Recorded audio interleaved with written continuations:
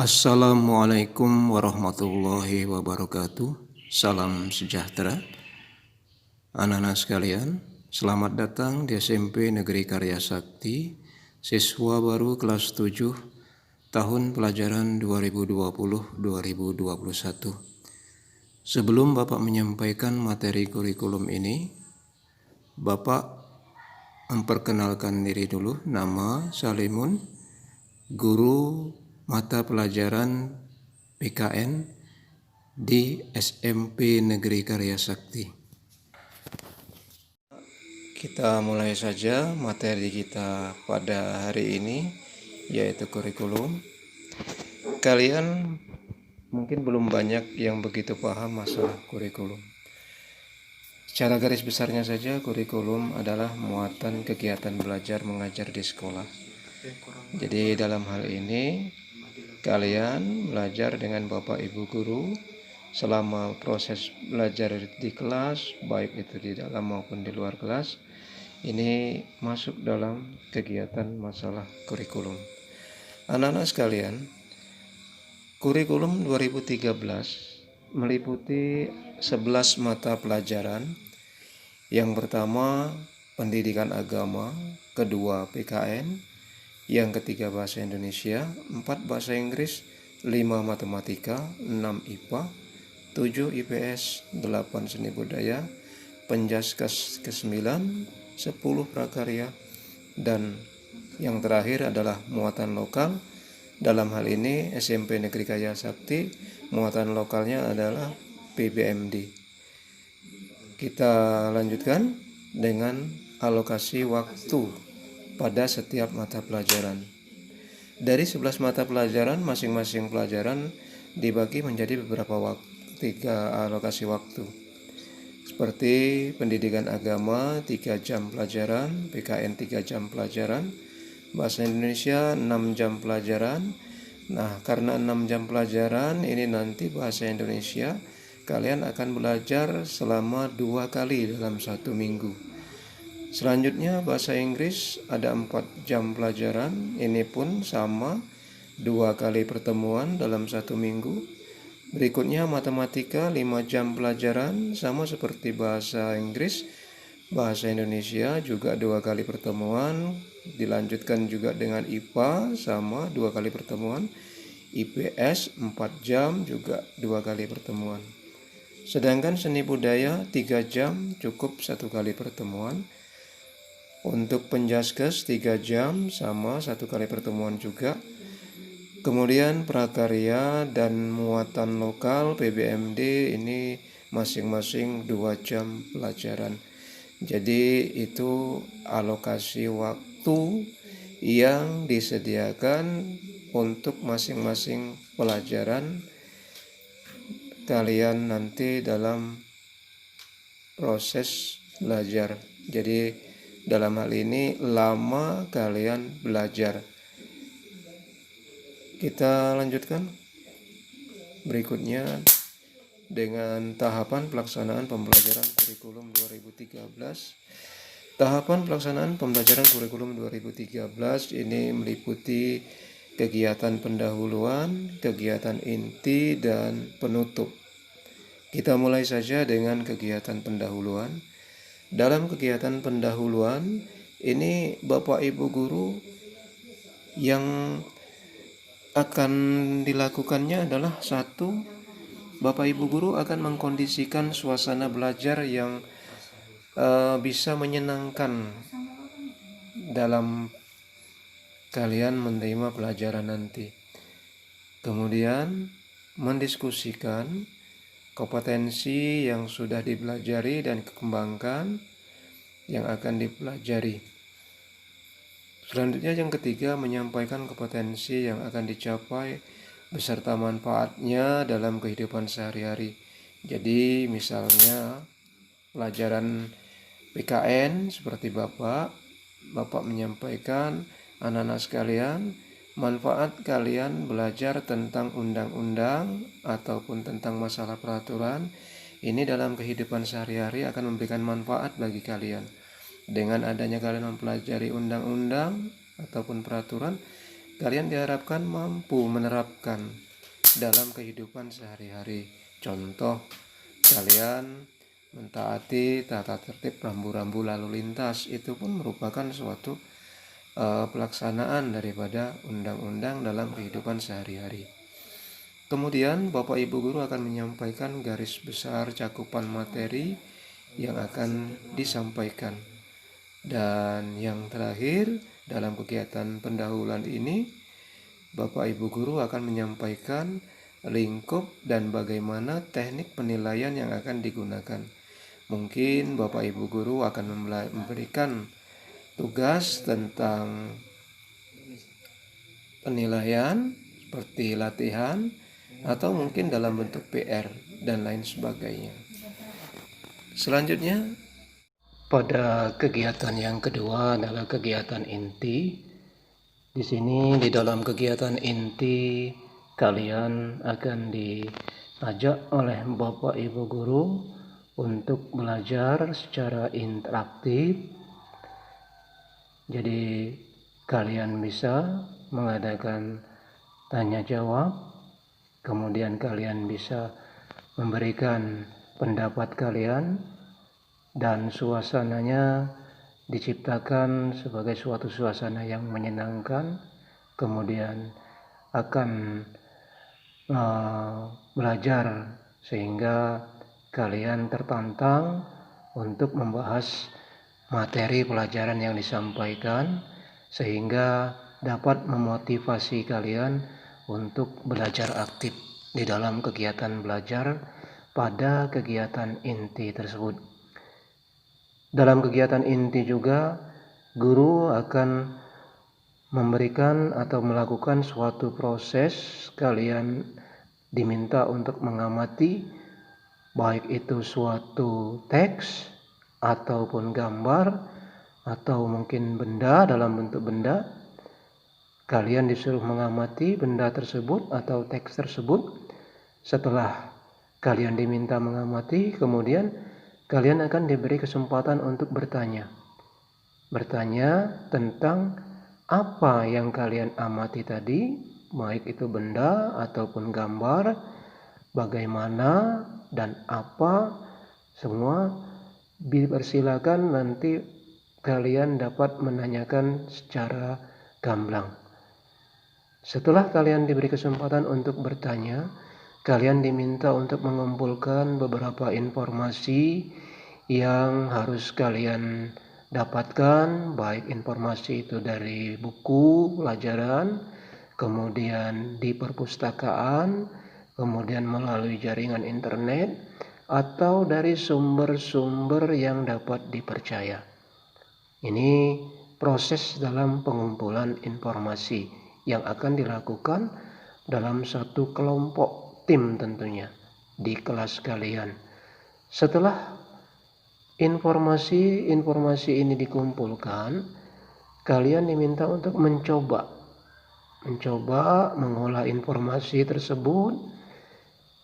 Setelah kalian coba, seperti ada di dalam pelajaran IPA, kalian disuruh untuk mencoba untuk mempraktekkan misalnya.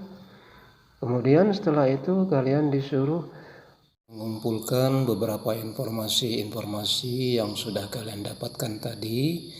Kalian berikutnya disuruh untuk mencoba mengolah informasi tersebut. Kemudian diminta untuk mengelompokkan sesuai dengan kelompoknya masing-masing. Misalnya pembahasan ada 3 yang macam hal yang dibahas, akan dimasukkan dalam masing-masing dari 3 kelompok tersebut.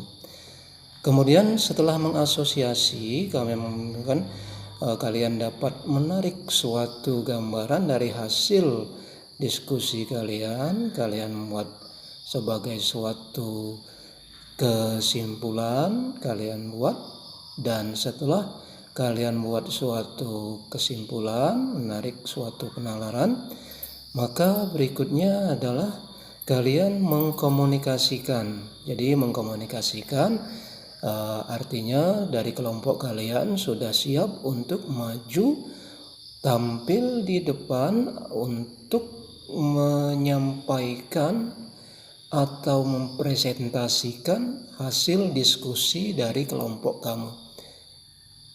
Ini mengingat memang di kegiatan kurikulum 2013 ciri khasnya adalah bahwa siswa dibagi menjadi beberapa kelompok untuk melaksanakan diskusi. Nah, ini masuk dalam kegiatan inti. Nah, sekalian, berikutnya mengenai sistem penilaian dalam kurikulum tahun 2013. Berbeda dengan kurikulum tahun 2006, aspek penilaian di kurikulum tahun 2013 ini agak lebih banyak. Sebetulnya ada 4 aspek atau 4 kompetensi, di mana kompetensi 1 itu meliputi aspek spiritual, yaitu keagamaan, aspek religius yang berkaitan dengan penilaian terhadap kalian masalah tentang penerapan agama. Contoh misalnya, pada saat jam pelajaran berlangsung atau dimulai jam pelajaran, apakah kalian melakukan pembacaan doa dulu atau tidak? Kemudian di saat kalian bertemu bapak ibu guru atau teman kalian, apakah kalian mengucapkan salam? Dan ini akan dinilai. Jadi penilaian ini akan masuk dalam penilaian aspek spiritual.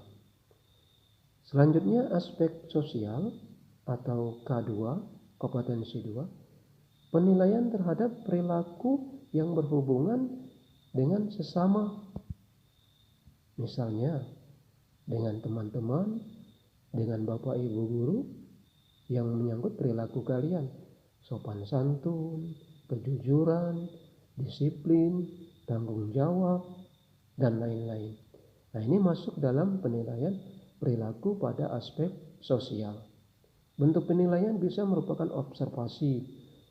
Observasi itu misalnya kamu nanti diberi lembaran untuk menilai temanmu tentang perilaku kalian, baik itu bersifat sosial maupun yang bersifat spiritual. Itu akan diberikan lembaran penilaian temanmu sendiri. Nanti ada bapak ibu guru juga akan menilai secara observasi semacam itu. Selain observasi juga pengamatan. Jadi dalam hal ini anak-anak sekalian perlu kalian ketahui bahwa penilaian untuk perilaku yang meliputi aspek spiritual dan aspek sosial tidak hanya penilaian di dalam kelas. Di luar kelas pun bapak ibu guru dapat menilai kalian. Bagaimana kedisiplinan kalian, bagaimana etika ataupun sopan santun kalian, bagaimana kalian bertemu bapak ibu guru di lingkungan sekolah atau di tempat lain, mengucapkan salam atau tidak, itu contohnya. Itu melalui penilaian pengamatan. Nah, berikutnya penilaian pengetahuan anak-anak, atau yang maksud dalam hal ini adalah K3 atau kompetensi 3. Ini berkaitan dengan hasil belajar kalian. Hasil belajar kalian di kelas, hasil bapak ibu guru memberikan materi pelajaran kepada kalian di kelas. Nah, ini aspek pengetahuan. Aspek pengetahuan ini penilaiannya dalam bentuk tes tertulis. Bisa saja misalnya pada saat latihan, pada saat bapak ibu guru memberikan PR, atau pada saat ulangan tengah semester, atau sekarang dengan istilah penilaian tengah semester atau PTS, kemudian ulangan akhir semester, ujian, dan lain sebagainya. Sedangkan tes lisan adalah tes yang langsung. Secara lisan dapat kalian jawab dengan bapak ibu guru yang melakukan tes. Penilaian keterampilan. Jadi selain aspek sikap sosial, sikap spiritual, kemudian ada aspek pengetahuan yang akan dinilai oleh bapak ibu guru. Berikutnya adalah aspek keterampilan. Jadi keterampilan kalian akan dinilai juga seperti yang sudah kalian ketahui. Misalnya ada pelajaran praktek, yaitu pelajaran penjas. Kalian disuruh praktek misalnya lari atau olahraga poli dan lain sebagainya. Praktek IPA, kemudian bahasa Indonesia disuruh mengarang, disuruh berpidato dan lain sebagainya. Kemudian ada penilaian proyek, penilaian produk, kemudian ada juga portofolio. Nah, portofolio ini berkaitan dengan kegiatan-kegiatan, misalnya saja hasil-hasil clipping dari beberapa sumber ataupun kegiatan-kegiatan itu kalian kumpulkan dalam satu tempat, baik itu misalnya dalam bentuk kertas besar ataupun karton, kemudian dapat kalian tempelkan hasil-hasil kegiatan yang kalian lakukan. Kemudian penilaian produk, misalnya saja dalam suasana COVID-19 semacam ini, kalian diminta untuk membuat suatu peraturan. Coba anak-anak sekalian, misalnya dalam pelajaran PKN, kalian buat tentang peraturan protokol kesehatan. Nah, jadi anak-anak diminta untuk membuat suatu peraturan, kalau istilahnya contoh belajar untuk membuat perundang-undangan semacam itu. Nah, jadi itu anak-anak sekalian tentang aspek penilaian, dan dari aspek penilaian ini sebagai akhir dari penjelasan tentang pengenalan kurikulum tahun 2013 pada masa pengenalan lingkungan sekolah bagi siswa kelas 7 atau siswa baru SMP Negeri Karya Sakti tahun pelajaran 2020-2021. Jangan lupa anak-anak sekalian, apa-apa yang sudah disampaikan tadi tolong dicatat pada buku catatan kalian kegiatan MPLS, kemudian nanti dikumpulkan dari hasil kegiatan tersebut. Demikian akhir kata Bapak ucapkan. Assalamualaikum warahmatullahi wabarakatuh.